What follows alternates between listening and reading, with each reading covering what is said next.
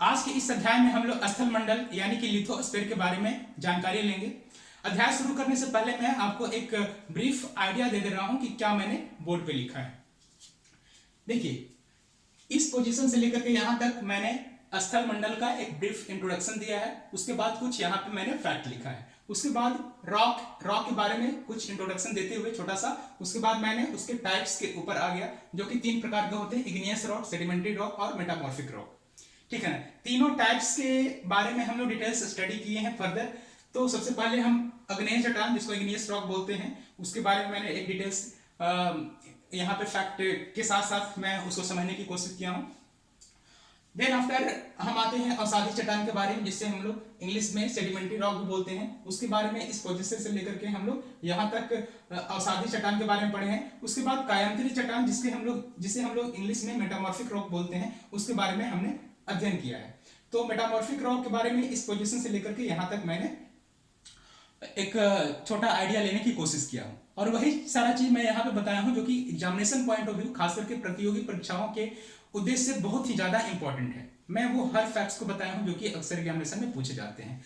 आपको यहाँ पे एक पिक्चर दिख रहा होगा। ये जो पूरा पिक्चर है, ये बेसिकली इग्नियस रॉक यानी कि अग्नेय चट्टान से ही जुड़ा हुआ है। इसके बारे में मैं ये सारा जो डिटेल्स लिया हूँ, ये डिटेल्स को इससे मैं रिलेट करके आपको पढ़ाऊंगा, तो काफी ज्यादा समझ विकसित होगी। तो चलिए शुरू करते हैं स्थल मंडल से। तो समझते हैं स्थल मंडल क्या है। पृथ्वी के संपूर्ण बाह्य भाग, जिस पर महासागर तथा महादेश स्थित है, उसे हम स्थल मंडल कहते हैं। स्थल मंडल यानी कि पृथ्वी पे लगभग में 29% स्थल है और बाकी 71% पे जल अवस्थित है। अगर हम नॉर्दर्न हेमिस्फीयर की बात करें तो नॉर्दर्न हेमिस्फीयर में 61% पे जल है, और वहीं अगर साउदर्न हेमिस्फीयर की बात करें तो यहां पे 81% पे जल स्थित है। अगर हम पृथ्वी पर सबसे ऊंचाई की बात करें तो वो है कौन? माउंट एवरेस्ट, जिसका ऊंचाई जो है अभी 8,850 किलोमीटर है। वहीं पे अगर सबसे गहराई की हम बात करें तो वो है मेरियाना ट्रेंच, जो कि पैसिफिक ओशियन यानी कि प्रशांत महासागर में स्थित है। इसकी गहराई 11,022 किलोमीटर है। अगर हम थिकनेस की बात करें, स्थल मंडल पे जो थिकनेस है, मतलब जो जमीन है ना, उसका अगर हम सबसे अधिकतम थिकनेस की बात करें तो वो कितना है? 40 किलोमीटर। अगर वहीं हम समुद्र यानी कि जो जलीय क्षेत्र है, जो महासागर है, वहां पे अगर हम लिथोस्फीयर यानी कि स्थल मंडल की अगर हम थिकनेस की बात करें तो वो कितना से लाई करता है? कहां तक? वो 12 से लेकर के 20 किलोमीटर तक लाई करता है, जो कि यहाँ पे आपका लिखा हुआ है। आई बात समझ में? तो ये कुछ इंपॉर्टेंट फैक्ट्स था जो कि लिथोस्फीयर यानी कि स्थल मंडल से जुड़ा हुआ था। अब आते हैं, स्थल मंडल बेसिकली रॉक से बना हुआ है। किसी से बना हुआ है? मुख्यतः रॉक से बना हुआ है। रॉक किसे कहते हैं? पृथ्वी पे स्थित कठोर भाग को ही हम लोग चट्टान बोलते हैं। वैसे तो पृथ्वी पे बहुत सारे ऐसे चीज मौजूद है जो कि उतना कठोर नहीं है, जैसे कि आपका जल भी स्थित है, आपका बालू है, पृथ्वी पे सॉफ्ट मिट्टी है जहां पे खेती हम लोग करते हैं। तो ये सारे चट्टान के तहत नहीं आएगी। चट्टान सिर्फ उसी को बोलेंगे जो कि काफी कठोर है, जिससे आपका पर्वत है, पठार है, ये सारा चीज निर्मित है। तो पर्वत पठार जो कि पृथ्वी के ऊपर है, सिर्फ वही चट्टान के अंदर में नहीं आती है। पृथ्वी का जो सतह है उसके नीचे भी बहुत सारा कठोर पर्वत और पठार का भाग है, उसको भी हम लोग चट्टान बोलेंगे।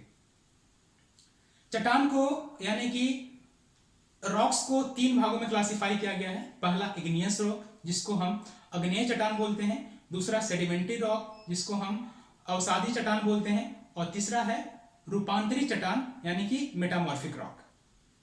तो इन तीनों चट्टान के बारे में हम लोग एक एक करके अध्ययन करेंगे और कुछ फैक्ट्स के बारे में जानेंगे जो कि आपके परीक्षा के लिहाज से बहुत ही ज्यादा महत्वपूर्ण होगा। तो शुरू करते हैं अग्नेय चट्टान, जिसको हम इंग्लिश में इग्नियस रॉक बोलते हैं, उससे। देखिए, इग्नियस रॉक का जो डेफिनेशन होगा, ये बेसिकली मैग्मा या लावा के जमने से बनता है। मैग्मा और लावा के जमने, पहले समझिए ये दो चीज है क्या, मैग्मा और लावा।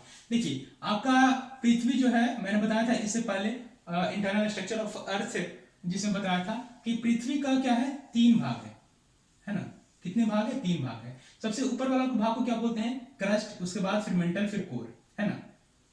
तो देखिए भूकंप कहाँ पे आती है? इस तरह से आती है आपके क्रस्ट वाला पोर्शन पे, और इससे क्या निकलता है? बहुत सारा तरल पदार्थ निकलती है जब वो एक्टिव कंडीशन में होता है। तो होता क्या है कि अंदर का प्रेशर मैंने बताया था कि काफी अधिक होता है ऊपर की अपेक्षा, तो अंदर हाई प्रेशर के चलते इसके अंदर जो तरल पदार्थ है वो ऊपर की ओर आना चाहता है, तो जहां पे कमजोर सतह मिलता है उसको फाड़ करके ऊपर की ओर निकल जाता है, वही ज्वालामुखी का निर्माण करता है। ठीक है, तो जब भूगर्भ में रहेगा जो तरल पदार्थ उसको हम लोग क्या बोलेंगे? मैग्मा बोलेंगे। और वही अगर स्थल पे यानी कि पृथ्वी के सरफेस से बाहर चली जाती है तब उसको क्या बोलेंगे? लावा बोलेंगे। तो स्थल, तो आप कह सकते हैं कि जो इग्नियस रॉक है वो आपका मैग्मा यानी कि मैग्मा या फिर जो लावा है उससे निर्मित है। आई बात समझ में? देखिए इसका एग्जांपल क्या क्या हो सकता है? ग्रेनाइट, बेसाल्ट, पेग्माटाइट, डायोराइट, ये सब मुख्य एग्जांपल है इग्नियस रॉक का। ये देखिए इन सारे जो एग्जांपल है, ये जितने भी इग्नियस रॉक होते हैं उसमें कुछ तत्व महत्वपूर्ण हैं जो उसमें पाए जाते हैं। क्या क्या है? लोहा है, निकेल, तांबा, जस्ता, सीसा, क्रोमाइट, मैग्नीज, सोना तथा प्लेटिनम, ये मुख्य आपका तत्व है यानी कि एलिमेंट है जो कि इन सारे रॉक यानी कि इग्नियस रॉक में पाए जाते हैं। आगे आते हैं पैग्माटाइट। देखिए पैग्माटाइट को हम लोग अवरक भी बोलते हैं। क्या बोलते हैं? अवरक। ये झारखंड के कोडरमा जिला में बहुतायत परसेंटेज में भारत में सबसे अधिक पाया जाता है। आई बात समझ में? कहां पे? कोडरमा जो कि झारखंड में है, वहां पे पेग्माटाइट, क्या है? पेग्माटाइट, जिसको हम लोग अवरक बोलते हैं, वो पाई जाती है। आगे समझते हैं बैथोलिथ के बारे में। देखिए बैथोलिथ क्या है? यह सबसे बड़ा आग्नेय चट्टान है। यह मूलतः ग्रेनाइट से बनता है। ठीक है ना। यूएसए का इदाहो बैथोलिथ 40,000 किलोमीटर में फैला है। कनाडा का कोस्ट रेंज बैथोलिथ से भी बड़ा है। देखिए ये आपको हो सकता है समझ में नहीं आया हो, हम चलते हैं इस पिक्चर के पास। ठीक है, देखिए ये क्या है? ये ज्वालामुखी है जो कि डेड अवस्था में है, मृत अवस्था में है। तो होता क्या है कि इनिशियली जो मैग्मा है अंदर से निकलती है और बाहर की तरफ लावा के रूप में कन्वर्ट होकर के बाहर निकल जाती है। देखिए जहां पे निकलेगा अंदर में जो मेंटल पोर्शन है वहां पे तो बहुत ही ज्यादा तरल पदार्थ होती है, लेकिन जब डेड अवस्था में हो जाती है तो अंदर का भी पार्ट जो होता है, कुछ पार्ट अंदर का भी सॉलिड हो जाता है। तो अंदर आप देख रहे हैं ये सभी क्या था? शुरू में ये सभी जो आपको रेड कलर का दिख रहा है, शुरू में जब एक्टिव कंडीशन में था ये सब क्या था? तरल पदार्थ था। लेकिन ये डेड होने के बाद ये सारा जो पोर्शन है आपका वो सॉलिड अवस्था में चला गया है। तो जो सबसे बड़ा जो सॉलिड अवस्था है जो कि आपका क्रस्ट के जो लोअर क्रस्ट है वहां पे ये मौजूद होता है, जिसको हम लोग बोलते हैं बैथोलिथ। ये बहुत ही बड़ा आपका चट्टान है, आग्नेय चट्टान है। ये मूलतः किस चीज से बना हुआ है? ये ग्रेनाइट से बना हुआ है। ठीक है ना। सबसे बड़ा जो बैथोलिथ पाया गया है, देखा गया है, वो कहां में है? यूएसए में। यूएसए का आपका इदाहो बैथोलिथ, क्या है? इदाहो बैथोलिथ उसका नाम है, जो कि लगभग में 40,000 किलोमीटर 40 स्क्वायर किलोमीटर में फैला हुआ है। ये है यूएसए का इदाहो बैथोलिथ। ये जो बैथोलिथ है ये कनाडा का कोस्ट रेंज बैथोलिथ से भी बड़ा है। ये किससे बड़ा है? कनाडा का कोस्ट रेंज बैथोलिथ से भी बड़ा है। आप समझ गए बैथोलिथ है क्या? जो शुरू में जब एक्टिव कंडीशन में था ज्वालामुखी तो वो तरल पदार्थ में था, लेकिन जब डेथ हुआ तो वो क्या होगा? सॉलिड अवस्था में हो गया। तो क्या किस चीज का निर्माण किया? ये एक रॉक का निर्माण किया। इसी रॉक को हम लोग क्या बोलते हैं? ये किस चीज से बना हुआ? मैग्मा से बना हुआ। और मैंने बोला कि मैग्मा और लावा से मिलकर के ही आग्नेय चट्टान बनता है ना। तो ये क्या है? आग्नेय चट्टान है, बहुत ही बड़ा आग्नेय चट्टान है जो कि आपका लोअर क्रस्ट में पाया जाता है, जिसको हम बैथोलिथ बोलते हैं। और सबसे बड़ा बैथोलिथ मैंने बताया यूएसए में, और ये कनाडा का जो बैथोलिथ है उससे भी बड़ा है। अब आगे आते हैं, समझते हैं स्टॉक। देखिए मैं पिक्चर से ही बहुत सारी चीज आपको यहाँ पे क्लियर कर दे रहा हूँ। बैथोलिथ के बारे में समझे, उसके बाद आइए स्टॉक के बारे में। ये बैथोलिथ का ही छोटा पार्ट है। ठीक है, बैथोलिथ आप देख रहे हैं कि काफी बड़ा जो पोर्शन होगा उसको हम बैथोलिथ बोलेंगे, लेकिन छोटा वाला पोर्शन को हम लोग क्या बोलेंगे? स्टॉक बोलेंगे। आप समझ रहे हैं ना? ठीक है, बड़ा वाला पोर्शन को बैथोलिथ, और सेम वही चीज है लेकिन वो क्या है? आपका छोटा स्ट्रक्चर में, इसी को हम लोग क्या बोलेंगे? स्टॉक बोलेंगे। आप देख रहे हैं ये साइज कितना बड़ा है और ये कितना साइज छोटा है। ये सेम, इससे भी ज्वालामुखी आ रही है, इससे भी ज्वालामुखी हो रही है। ठीक है, उत्पन्न हो रही है। तो ये छोटा वाला पार्ट को हम स्टॉक बोलेंगे। उसके बाद आते हैं लैकोलिथ के ऊपर। देखिए लैकोलिथ, बैथोलिथ तो हम लोग समझे, बैथोलिथ समझे, स्टॉक समझे, लैकोलिथ समझते हैं। ये क्या है आपका लैकोलिथ है। लैकोलिथ में होता क्या है कि कुछ जो मैग्मा है पृथ्वी के ऊपर तो आना चाहती है, लेकिन क्या होती है, आ नहीं पाती है, अंदर ही अंदर वो सॉलिडिफाई हो जाती है। और कुछ इस तरह से सॉलिडिफाई होती है कि ये तस्तरी नुमा शेप ले लेती है। किसके जैसा, तस्तरी नुमा। आप देख रहे हैं यहाँ पे तस्तरी नुमा एक शेप है, इसी तस्तरी नुमा शेप को हम लोग क्या बोलते हैं, लैकोलिथ। बहुत सारा चीज ऐसा है जो कि शेप के आधार पे वो किस तरह से फ्लो कर रही है, किस तरह से वो सॉलिडिफाई हो रही है, उसके आधार पे उसका नोमेनक्लेचर यानी कि नाम दिया गया है। तो ये क्या है, लैकोलिथ, जो कि तस्तरी नुमा है। उसके बाद आते हैं डाइक। डाइक में होता क्या है कि जब मैग्मा जो है ना पृथ्वी के ऊपर आना चाहती है ज्वालामुखी के रूप में, वोल्केनो के रूप में, तो होता क्या है कि कुछ ब्रांचेज में आपका ये आपका टूट जाती है ना। जैसे कि आप कह सकते हैं दरार, है ना। तो कुछ जो मैग्मा है उस दरार में ट्रैप हो जाती है, और जब डेट होती है तो उसी दरार में एक चट्टान का रूप धारण कर लेती है। उसी दरार में जो चट्टान होता है उसी को हम लोग क्या बोलते हैं, DIKE, डाइक, या फिर इसको हम लोग DYKE भी बोलते हैं। क्या बोलते हैं, DIKE और DYKE। आप देख लीजिए जो मैं बताया हूं यहाँ पे सेम टू सेम वही लिखा है। जब मैग्मा किसी दरार में जमता है तो उसे हम लोग क्या बोलते हैं, डाइक या फिर डाइक बोलते हैं। ये झारखंड के सिंहभूम, कहां पे पाया जाता है, भारत में झारखंड के सिंहभूम में पाया जाता है। आप ये सारा चीज को याद रखिए, बहुत ही इंपॉर्टेंट फैक्ट है, झारखंड के सिंहभूम में यह पाया जाता है। आगे आते हैं और समझते हैं सिल के बारे में। देखिए मैंने जिस तरह से टिक लगाया है उसको मैंने ऑलरेडी एक्सप्लेन कर चुका हूं। अब आते हैं सिल के बारे में। होता क्या है कि जब मैग्मा ज्वालामुखी के रूप में बाहर आना शुरू होती है तो उसके रास्ते में कुछ इस तरह से स्प्रेड हो जाती है। आप देख रहे हैं ये कुछ इस तरह से स्प्रेड हो गई। ये स्प्रेडिंग कुछ इस तरह से होता है कि पृथ्वी का जो सरफेस है, पृथ्वी का जो ऊपरी सतह है, उसी के पैरेलली ये स्प्रेड हो जाती है। आप देखें कि पृथ्वी की सतह कुछ इस तरह से है, तो यहाँ पे जो मैग्मा है इस तरह से स्प्रेड होकर के वहां पे जम चुका है। और यहाँ पे भी आप देख रहे हैं कि इस तरह से इस सरफेस के पैरेलली स्प्रेड होकर के जम चुका है, समानांतर वो जम चुका है। उसी को जब पृथ्वी के सरफेस के समानांतर जब मैग्मा जमती है उसी को हम लोग सिल बोलते हैं। क्या है, सिल। आप यहाँ पे देखिए जब भूपृष्ठ के समानांतर, क्या है, जब भूपृष्ठ के समानांतर फैलता है तो उसी को हम लोग क्या बोलते हैं, सिल बोलते हैं। आगे है फैकोलिथ। क्या है फैकोलिथ, देखिए होता क्या है कि जब ज्वालामुखी फूटती है, जब एक्टिव कंडीशन में रहती है, तो यहाँ से जो लावा है वो जमीन पे आगे की ओर फैलना शुरू हो जाती है। तो आगे की ओर कुछ इस तरह से फैलती है कि वो लगेगा कि वेव के रूप में, जब जल का वेव होता है उस तरह से आगे की ओर ये बढ़ रही है। और जब सॉलिडिफाई होती है तो वेव नुमा ही वो सॉलिडिफाई हो जाती है। इसी को हम लोग वेव टाइप का जो स्ट्रक्चर बनता है लावा का, उसी को हम लोग क्या बोलते हैं, फैकोलिथ। आई बात समझ में, ये क्या है आपका वेव है, ये वेव टाइप का स्ट्रक्चर ले लेता है, इसी को हम लोग बोलते हैं फैकोलिथ। देखिए कुछ और है, लैकोलिथ। जब मैग्मा जमकर तस्तरी नुमा हो जाता है उसको हम लोग बोलते हैं क्या, लैकोलिथ। और ये कहां पाया जाता है, ये दक्षिण अफ्रीका में पाया जाता है।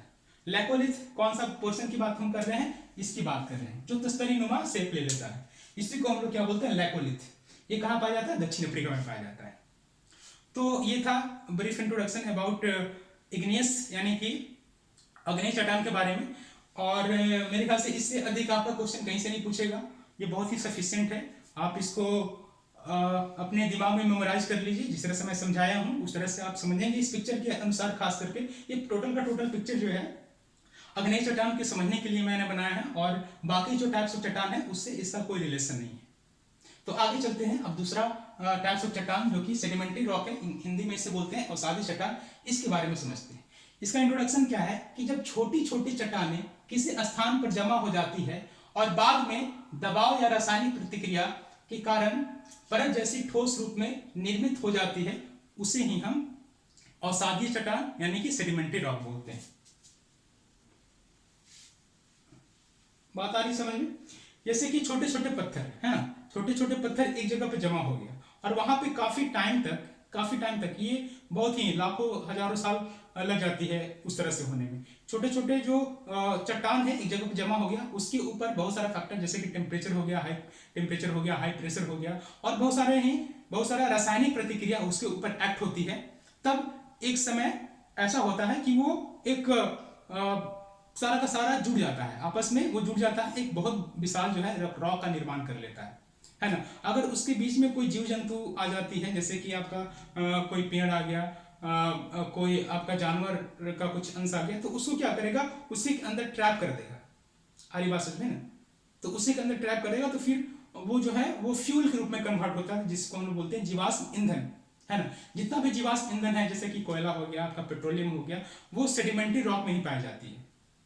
आई बात समझ में। और सेडिमेंट्री रॉक कैसे बनता है, आपके छोटे छोटे चट्टान जब एक जगह पे जमा हो जाते हैं, उसके ऊपर हाई टेम्परेचर, हाई प्रेशर और बहुत सारे रासायनिक प्रतिक्रिया के कारण वो एक कंबाइंड फॉर्म हो जाता है ना। उसी को हम लोग सेडिमेंट्री रॉक बोलते हैं। एग्जाम्पल में यहाँ पे है बलुआ पत्थर, चूना पत्थर, स्लेट, कॉन्ग्लोमेरेट एवं नमक की चट्टान। यहाँ पे और हम देखेंगे जैसे कि कोयला हो गया, आपका पेट्रोलियम हो गया, वो सारा जो फॉसिल फ्यूल्स है वो आपका सेडिमेंट्री रॉक में ही पाया जाता है। यहाँ पे देखिए क्या परदारी होता है, इसमें वनस्पति एवं जीव जंतुओं का जीवाश्म, देखिए यहाँ पे वनस्पति एवं जीव जंतुओं का जीवाश्म पाया जाता है। इन चट्टानों में लौह अयस्क, आयरन ओर, है ना, फॉस्फेट, कोयला, मैंने अभी बताया कोयला हो गया, आपका पेट्रोलियम हो गया, वो भी इसमें पाया जाता है। तथा सीमेंट बनाने की चट्टानें, सीमेंट जिस चट्टान से बनता है वो भी किस प्रकार का चट्टान है, वो भी आपका अवसादी चट्टान है, यानी कि सेडिमेंट्री रॉक है। जहां जहां पे कोयला पाई जाती है, ठीक है, वहां वहां पे आपका अवसादी चट्टान होगा, सेडिमेंट्री रॉक होगा। आप देखिए कहां कहां पे भारत में अधिकतम कोयला पाया जाता है, दामोदर, महानदी तथा गोदावरी घाटी का जो बेसिन है, यहाँ पे अधिकतर मात्रा में कोयला पाया जाता है। तो जहां से वो निकलता है वही, वो कौन सा चट्टान है, वो है अवसादी चट्टान, वो है अवसादी चट्टान। और भी कुछ अगर इंपॉर्टेंट फैक्ट की बात करते हैं जो कि आपका परीक्षा में अक्सर पूछे गए हैं, ये सब पूछे गए हैं जो मैं यहाँ पे बता रहा हूँ। आगरा तथा दिल्ली का किला जो कि बलुआ पत्थर से बना हुआ है, वो भी आपका एक प्रकार का सेडिमेंट्री रॉक का ही उदाहरण है। अगला टाइप है कायांतरिक चट्टान। अगला कौन सा टाइप है, कायांतरिक चट्टान, जिसको इंग्लिश में हम लोग मेटामॉर्फिक रॉक भी बोलते हैं। ताप, दाब तथा रासायनिक क्रियाओं के कारण अग्नेय तथा अवसादी चट्टानों से कायांतरिक चट्टानों का निर्माण होता है ना। ताप, दाब तथा रासायनिक प्रतिक्रिया के चलते अग्नेय चट्टान और अवसादी चट्टान से ही मेटामॉर्फिक रॉक यानी कि रूपांतरित चट्टान का निर्माण होता है। हरी बात समझ में। रूपांतरित मतलब कि कन्वर्टेड, इग्नियस रॉक जहां कन्वर्ट होगा किसमें, ताप, दाब और रासायनिक प्रतिक्रिया के चलते आपका मेटामॉर्फिक रॉक में। और उसी तरह से जो अवसादी है, सेडिमेंट्री रॉक है, वो भी ताप, दाब और रासायनिक प्रतिक्रिया के चलते मेटामॉर्फिक में कन्वर्ट होगा। तो किससे किसमें कन्वर्ट होता है, वो बेसिकली एग्जामिनेशन में पूछे जाते हैं कि ये अगर अवसादी चट्टान है, ये अगर अग्नेय चट्टान है, तो मेटामॉर्फिक रॉक किस में कन्वर्ट होगा, है ना। मेटामॉर्फिक रॉक जब कन्वर्ट होगा तो उसका नाम क्या होगा। जैसे यहाँ पे मैं कुछ एग्जांपल लिया हूँ। अग्नेय चट्टान मैंने बताया बेसाल्ट है, आपका ग्रेनाइट भी है। तो ग्रेनाइट जब कायांतरिक चट्टान में कन्वर्ट होगा तो उसका नाम क्या हो जाएगा, नीस। अगर बेसाल्ट कन्वर्ट होगा तो उसका नाम क्या हो जाएगा, सिस्ट। ये तो हो गया अग्नेय चट्टान। अगर अवसादी चट्टान की बात करते हैं, अवसादी चट्टान का एग्जांपल क्या है, सेल है, चूना पत्थर है ना, चूना पत्थर हो गया। तो सेल जो है ना कन्वर्ट होगा स्लेट में, चूना पत्थर कन्वर्ट होगा किसमें, संगमरमर में। मैंने बताया कि चूना पत्थर से आपका बना हुआ लाल किला और आगरा का किला, तो वो कन्वर्ट होगा मेटामॉर्फिक में। जब कन्वर्ट होगा तो वो वही किसमें कन्वर्ट होगा, संगमरमर में, है ना। तो दोस्तों उम्मीद करते हैं आप को ये लेक्चर पसंद आया होगा, और जो जो इम्पोर्टेंट था मैंने फैक्ट्स यहाँ पे आपको बताया, और ये मेरे ख्याल से सफिशिएंट है। अगर आप क्वेश्चन बनाएंगे कोई भी एग्जामिनेशन का, यहाँ तक कि यूपीएससी हो गया, आपका स्टेट लेवल पीसीएस हो गया, आप बनाएंगे तो आपसे अक्सर क्वेश्चन और अधिकतर क्वेश्चन बन जाएगा।